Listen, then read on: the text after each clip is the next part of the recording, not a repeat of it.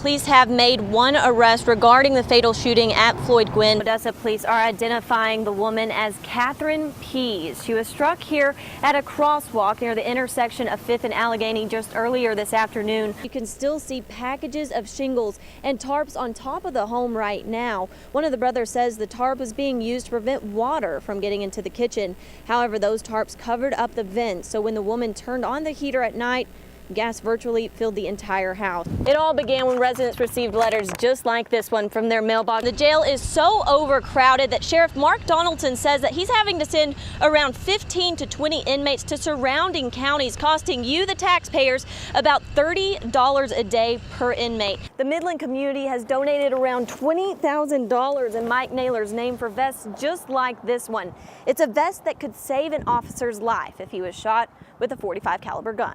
What do those numbers really mean? Let's look at it on a much smaller scale. If this was Lake J.B. Thomas just last week, it was only full 2%. But with the recent rainfalls, it has filled up the lake to more than 44%. It's a good start, but still far from completely full. An entire apartment complex is shocked after a man brutally stabs and kills his dog, and then just one day later comes here to bury him. CBS 7's Lauren Lanmon is live at the hospital. Lauren, I understand you spoke with CPS officials today. What are they saying about this case?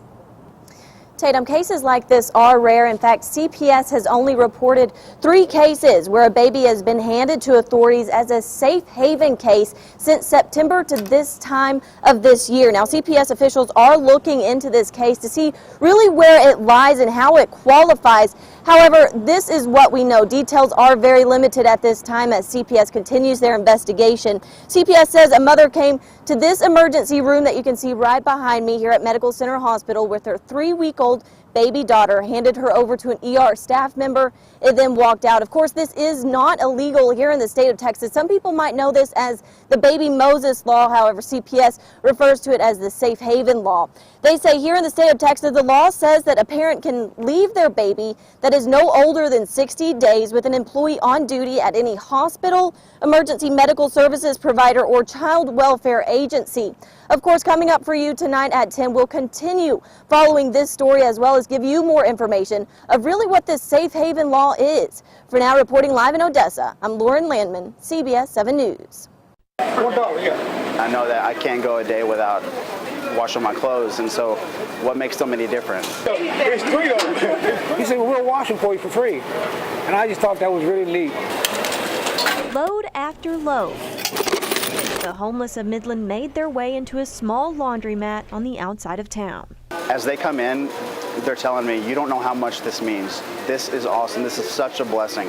Hold on, put too much of it. It's a heaven of sin, you know, because that's one of the things that we don't get. That's one luxury we don't have, you know. Lawrence Bailey came to Midland to live the American dream, but ended up homeless for the past 2 years. I had like $1,500 in my pocket. In about a month, I was broke and homeless. I couldn't afford the rent, and I couldn't catch up. Like Lawrence, along with many others, the recent rainfall destroyed much of their belongings and soaked all of their clothes. You can see I have like 4 loads of clothes, and some of them were soaking wet in the rain. So I was wondering if I was going to either get rid of them. It's a small gesture, only costing $1.50 a load. But that small price is something Lawrence says is a game changer and something he will never forget. I mean, you see it as joy. I mean, I'm really happy that they did because I couldn't afford it. This has destroyed my life in many aspects, and I am doing all I can to rebuild it. Asking not to be on camera, these 2 men have been friends for years. So when one asked the other to try something called Spice, they were all in. For 2 weeks straight, the men say they went back and forth to this business to fulfill their addiction. The last hit of the bag we had to take on the way to the store. Buy the bag, take a hit in the parking lot, leave, take a hit before we get home, and then hit it when we get home. To prove to us where they got their products, they took a camera into the store, filming the whole transaction. Okay, that's good, man. He won't steer you wrong. The men talk about the different tastes of each product, which product gives the best high, the best price, and promptly before leaving, they receive a lesson on how to conceal their purchase. When you leave our store, put stuff in your pocket. Don't sit out there and socialize it. Don't open it. We figured out this place the day we got here from a cab driver. This is Brian, and he has absolutely no problem with synthetic drug shops. I've been engaging in the K2 for about 7 years. When our CBS 7 crews arrived outside the business, the owner quickly locked up, leaving a "Be back soon" message on the door. During the short time they were closed, multiple cars pulled up. We caught up with a few of those customers to see what they were up to. I just get a couple $100 worth right now, and I'll probably never be allowed back. And so what are you going to go in there and buy? What's it called that you buy?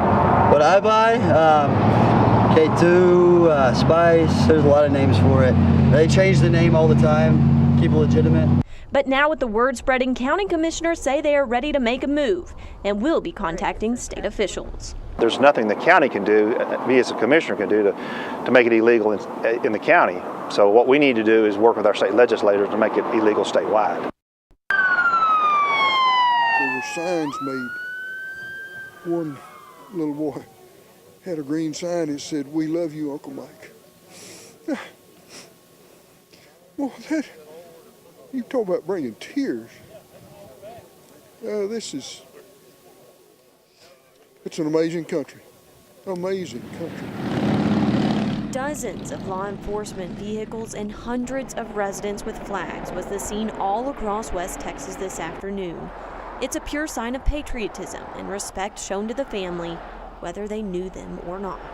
I thought it was a way to explain and show how to respect. Honoring the sheriff who died. The sheriff who died, that's right. 98 miles and one state later, Sergeant Naylor's resting place was found in a somber cemetery on the outside of town. This is a tribute to a man that gave his all for the community he lived in, trying to do his job, trying to serve an arrest warrant on a child predator. And that was his goal in life, was to help people. And he was helping a child by serving this warrant by keeping a child predator away. Rows of law enforcement men and women from all parts of the country stood as they wished their brother in blue one final farewell. You take one step and then the next and then the next, and you keep going. God gives us a charge to live our life in His light. We do that by moving forward.